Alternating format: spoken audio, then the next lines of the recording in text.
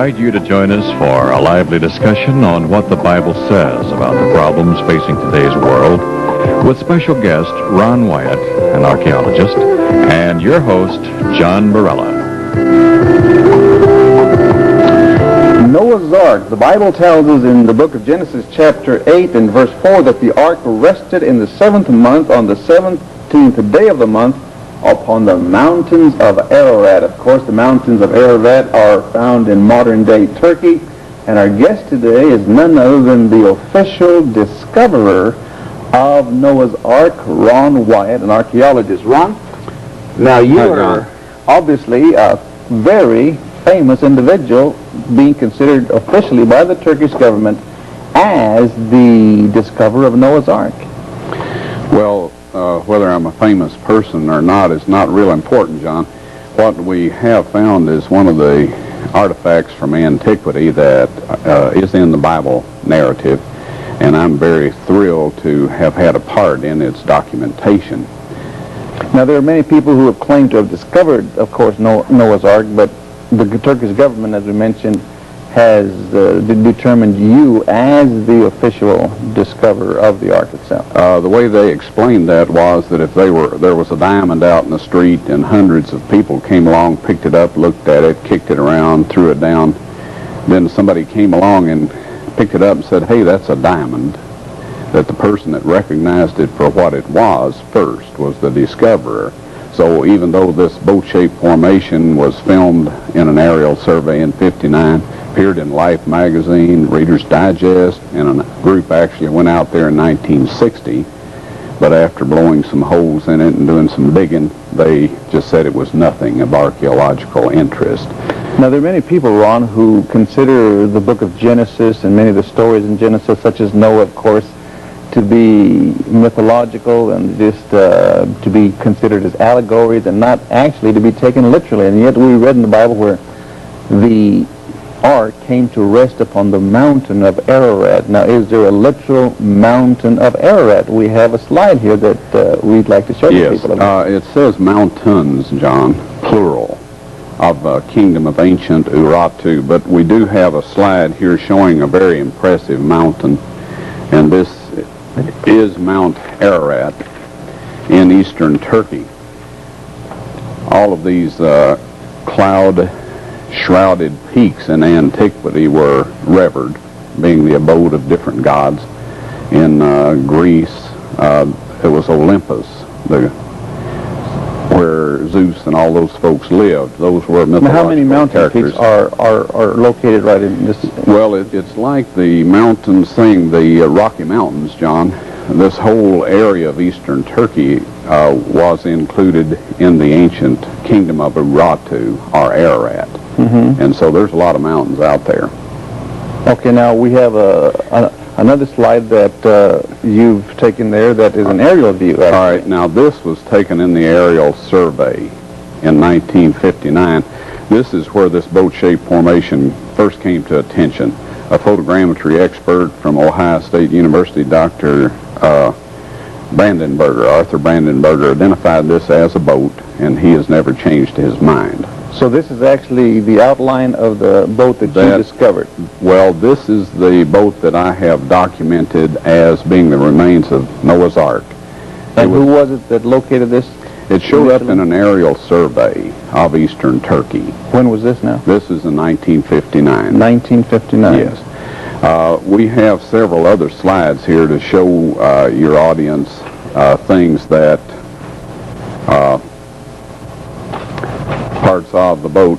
Now, I like to be real thorough in all this, especially since many people claim they had seen the boat on Mount Ararat. And a lot of these people are honest folks. I met them. I'm not calling them a liar. There's lots of rock formations up there that look very much like a boat. So I had a friend take a slide of me taking a sample of the boat, and this is where we first got our scientific evidence, was from the samples that we took out there. Their analysis showed this to be decayed wood, and then surprisingly enough, it showed a high metal content.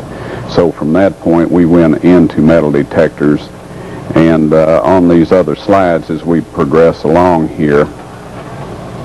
All right, now this is the boat formation as photographed in 1984. I took Jim Irwin, Marv Steffens, Jim Irwin being the former astronaut. Right, Apollo 15 moonlander pilot. Very nice gentleman, very good Christian man.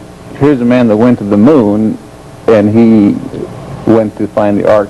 That's correct. That's correct. He hasn't been as convinced as I have that this is the actual remains. If the audience will look along the side here, you can see the rib timbers reflected in the outside.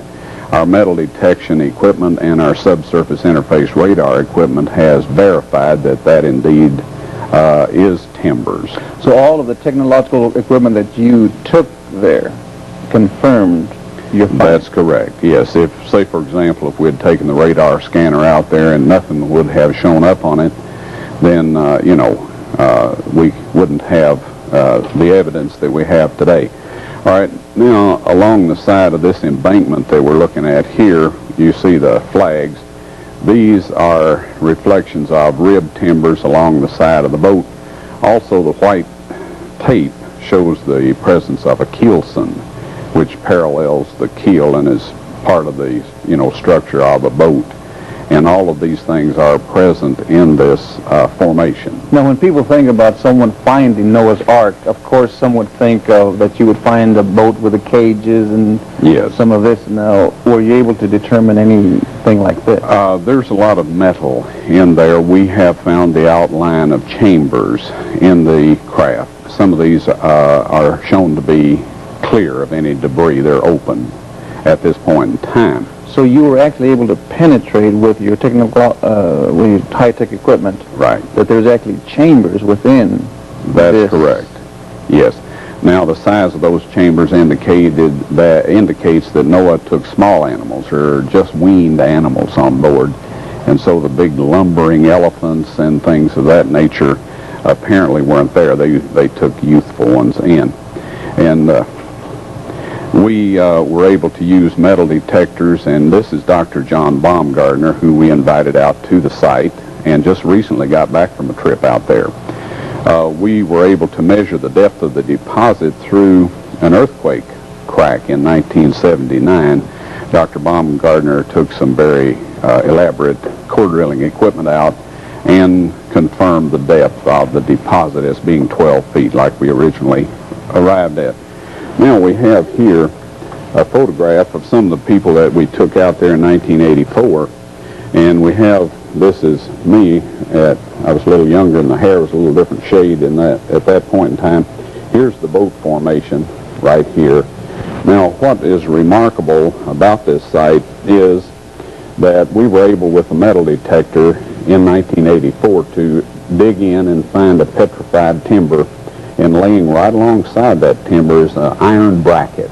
We took samples of these things, had them analyzed, and that's exactly what it is. It's what it looks like. It's what the metal detector showed it to be, and the chemical analysis showed it to be 91% iron. Now, was this Ark found actually on Mount Ararat itself? No, John, it was found right across the valley from that site, approximately 12 miles away from it. Now, Ararat's an active volcano that its last hurrah to date was in 1849, and this blew a massive chunk out of the side of the mountain, destroyed the Ohura, village of Ohura, and wiped out the monastery known as St. Jacob's Monastery. All right, this is a look at the boat here on the site with some of the ribbons that we placed on it.